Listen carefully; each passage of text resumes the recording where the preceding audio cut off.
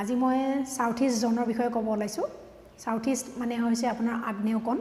এই আগ্নেয়কোণৰ প্ৰধান এক্টিভিটি হৈছে অগ্নি প্ৰজ্বলিত কৰা, লগতে আমাক সুৰক্ষা প্ৰদান কৰা, আমাৰ জীৱনক সুৰক্ষা প্ৰদান কৰা, আৰু অগ্নিক সকলোতকৈ পবিত্ৰ বুলি মানা হয় বা পবিত্ৰ জ্ঞান কৰা হয়, কিয়নো পানীও দূষিত হৈ যায়, বায়ু দূষিত হৈ যায়,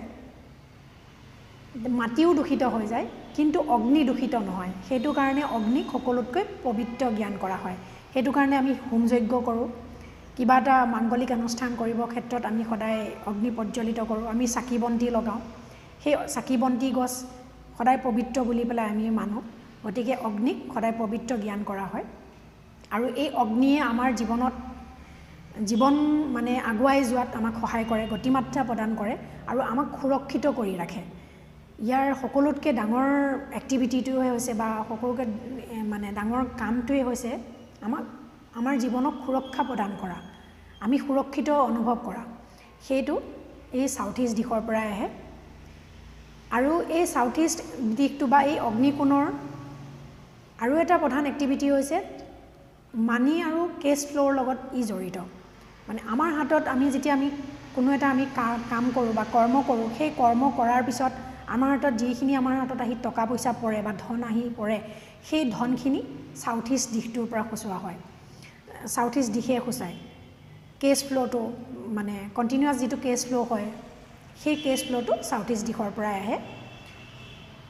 গতিকে এই গোটেই এক্টিভিটিখিনি সাউথ ইষ্ট দিশৰ পৰা আহে। আৰু আমাৰ যিটো পাৰ্চনেলিটি, কোনো এজন ব্যক্তি বা কোনো এগৰাকী মানুহৰ বা পুৰুষ হওক মহিলা হওক, সকলোৰে যিটো পাৰ্চনেলিটি থাকে, পাৰ্চনেলিটিটো এই সাউথ ইষ্ট দিশৰ পৰাই সূচোৱা হয়। তেওঁলোক যদি লাজকুৰীয়া হয় বা ইণ্ট্ৰভাৰ্ট হয় বা কিমান এক্সপ্ৰেছিভ হয়, সেই গোটেইসমূহ সাউথ ইষ্ট দিশে সূচায়। তেওঁলোক কিমান তেওঁলোকে নিজক কিমান আগুৱাই নিব পাৰিছে, তেওঁলোকক দেখিলে কেনেকুৱা লাগে, তেওঁলোকৰ অৰাটো কেনেকুৱা হয়, এই গোটেইসমূহ সাউথ ইষ্ট দিশৰ পৰা প্ৰভাৱ পৰে তেওঁলোকৰ ওপৰত। গতিকে সাউথ ইষ্ট দিশটো সদায় বেলেঞ্চ কৰি ৰখাটো খুবেই জৰুৰী। আৰু সাউথ ইষ্ট দিশটো চৰকাৰী বিভাগৰ লগতো জড়িত। চৰকাৰী বিভাগবিলাক, চৰকাৰী ডিপাৰ্টমেণ্টবিলাক সাউথ ইষ্ট দিশৰ লগত জড়িত। লগতে আপোনাৰ যিবোৰ গভৰ্ণমেণ্টৰ ছিকিউৰিটি ডিপাৰ্টমেণ্ট আছে, যিবোৰ ডিপাৰ্টমেণ্টে আমাক সুৰক্ষা প্ৰদান কৰে, মানে ধৰি লওক ডিফেন্স ডিপাৰ্টমেণ্টবিলাক, পুলিচ ডিপাৰ্টমেণ্ট হওক, এই ডিপাৰ্টমেণ্টসমূহে আমাক সুৰক্ষা প্ৰদান কৰে। গতিকে এই ডিপাৰ্টমেণ্টসমূহৰ পৰা সুৰক্ষা পাবলৈ হ'লেও আমাৰ সাউথ ইষ্ট দিশটো বেলেঞ্চ কৰি ৰখাটো খুবেই জৰুৰী। আৰু এটা মানে ডিপাৰ্টমেণ্ট হৈছে গুৰুত্বপূৰ্ণ ডিপাৰ্টমেণ্ট, সেইটো হৈছে আপোনাৰ ইনকাম টেক্স ডিপাৰ্টমেণ্ট, যিটো আমাৰ নাম শুনিলে ভয় লগা এটা ডিপাৰ্টমেণ্ট। প্ৰত্যেক ব্যক্তিয়ে ইনকাম টেক্সৰ কথা শুনিলে মানে ভয় কৰে, কিন্তু একচুৱেলি ভয় কৰিব নালাগে, কিয়নো ইনকাম টেক্স দিয়াটো এটা গৌৰৱৰ বিষয়, কিন্তু আমি তেনেকৈ নাভাবোঁ বাৰু, সেইটো এটা বেলেগ বিষয় হৈ গ'ল। এই ইনকাম টেক্স ডিপাৰ্টমেণ্টটো আপোনাৰ সাউথ ইষ্টৰ লগতে জড়িত। গতিকে এই সাউথ ইষ্ট দিশটো সেইকাৰণে বেলেঞ্চ কৰি ৰখাটো খুবেই জৰুৰী। এতিয়া আহিছোঁ এই দিশত কি কি এক্টিভিটি হ'ব পাৰে। এই দিশত আপোনাৰ প্ৰধান এক্টিভিটিটো হৈছে কিটচেন। যদি কিটচেন থাকে, মানে পাকঘৰ যদি থাকে, তেতিয়া আপোনালোকে জীৱনত খুব এটা সুন্দৰ ফলাফল লাভ কৰিব। আপোনালোকৰ উদ্যম শক্তিবিলাক থাকিব, জীৱনৰ আহিলা আহিব, আহিলাবোৰ শুভ হ'ব, আৰু টকা পইচা কণ্টিনিউৱাছ যিটো ফ্ল' হয়, সেই কণ্টিনিউৱাছ ফ্ল'টো থাকিব, হাতলৈ টকা পইচা আহি থাকিব, সকলো ফালৰ পৰা আপোনালোকে সুৰক্ষিত অনুভৱ কৰিব। লগতে এই দিশত ইলেক্ট্ৰনিক ইকুইপমেণ্টছ, বিশেষকৈ ইনভাৰ্টাৰ যদি ৰাখে তেতিয়া খুবেই ভাল, কাৰণ ইনভাৰ্টাৰে অগ্নি হয়, ইনভাৰ্টাৰে এখন ঘৰৰ মানে শক্তি দিয়ে, মানে শক্তি এনাৰ্জি দিয়ে লাইট জ্বলাবৰ কাৰণে। গতিকে সেই ইনভাৰ্টাৰ যদি এই দিশত থকা হয় খুবেই ভাল। ইলেক্ট্ৰনিক ইকুইপমেণ্টছবিলাক এই দিশত ৰাখিলে ভাল হয়।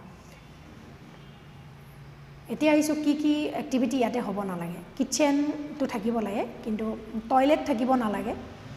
টকা পইচা, টয়লেট থাকিলে আমাৰ সুৰক্ষাবোৰ আমাৰ ড্ৰেইন হৈ যাব, তাৰপিছত আপোনাৰ টকা পইচা অহাত বাধা হ'ব, আমি টকা পইচাৰ অভাৱ অনুভৱ কৰিম, ধাৰুৱা হ'ব, জীৱনত ধৰুৱা হ'বলগীয়া হ'ব পাৰে, এনেকুৱা এটা মানে পৰ্যায় আহি পৰিব পাৰে।